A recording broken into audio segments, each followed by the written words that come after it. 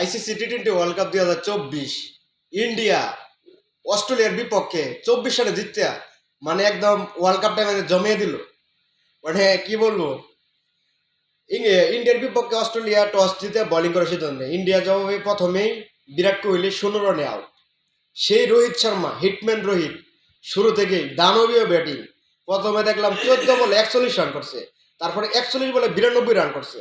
কিন্তু সে তার সাথে উইকেট যেতেছে ধারাবাহিকভাবে, কিন্তু তার ব্যাটিংটা ঠিকই চমক দেখিয়ে দিচ্ছে। লাস্ট পর্যন্ত আক্ষেপ একটা সেঞ্চুরি হলো না। কিন্তু যাই হোক, অস্ট্রেলিয়াও কম যায় নাই।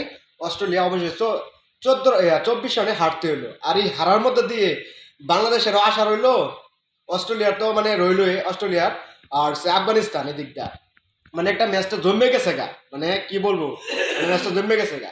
আর আমাদের বাংলাদেশ টিকিট তো মানে আশাই বসে, কার গাড়ির উপর দেখো ভাড়া দিয়ে কখন উঠতে পারবো। আমাদের এই জায়গায় এই অবস্থা, আমাদের টাইগারদের অবস্থা।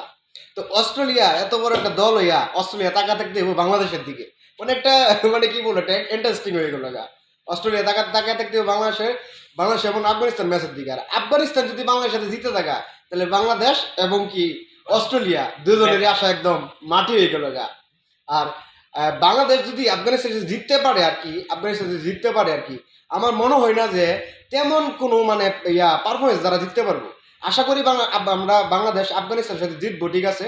কিন্তু এদিক দিয়ে আবার অস্ট্রেলিয়া সেমিফাইনালে যাওয়ার একটা সমীকরণ সহজ হয়ে যাবে, কারণ এখন পয়েন্ট টেবিলে আছে 1 নম্বরে আছে ইন্ডিয়া, 2 নম্বরে অস্ট্রেলিয়া, 3 নম্বরে এসে আফগানিস্তান, 4 নম্বরে আমরা বাংলাদেশ। তো আমরা বাংলাদেশ সবসময় তো আশায় বাসি যে আমাদের বুক ভরা আশা, আমরা সবসময় আশা নিয়ে থাকি যে কোন সুযোগে কোন সমীকরণে বাংলাদেশ সেমিফাইনালে যাবে। মানে কি বলবো, এটা কাকতালীয় ব্যাপার। কারণ অস্ট্রেলিয়া যে এভাবে ইন্ডিয়ার সাথে হারিয়ে দেবো, এটা তো জানা ছিল না, বলা ছিল না। যার অস্ট্রেলিয়া যে আফগানিস্তানের সাথে যে 21 রান না 22 রানে একটা হুজুট খাবে, এটাও তো ভাবা গেছে না।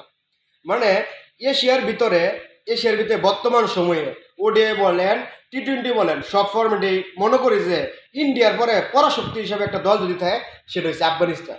ওখান মনে করি, কারণ পাকিস্তান, ইন্ডিয়া এগুলো আমার খাওয়ার যায়, কারণ এগুলো তেমন কিছু জমাইতে পারে না। কারণ আফগানিস্তান এই দিয়ে সব জায়গার মধ্যে প্যাচ লাগা, সব জায়গার মধ্যে মানে টিকে থাকে। দেখবেন 22-এ যে 23-এ যে ওডিআই বিশ্বকাপটা, ওই জায়গার মধ্যে কিন্তু একটা কঠিন একটা সমীকরণ ছিল।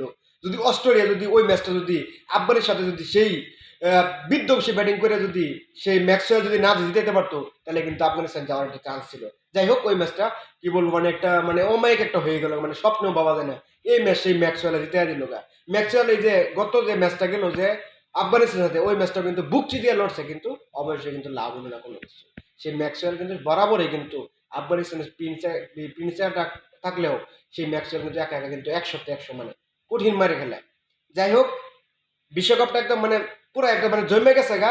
আর হিটম্যান রোহিতের কথা কি বলবো, মানে রোহিত এখনো কি বলবো যে দুনিয়ার মানে সেরা টি-20 ব্যাটসম্যান রোহিত, ওপেনার রোহিত একদম মানে চমৎকার। এখনো যে এই বয়সে আইসাও যেরকম শট খেলে, যেরকম হিটিং খেলে হিটম্যান রোহিত, সেটা অমায়িক। কারণ ভারতের মধ্যে তার মতো ওপেনার তো নাই। তো নাইতে বর্তমান সময় কেউ নাই।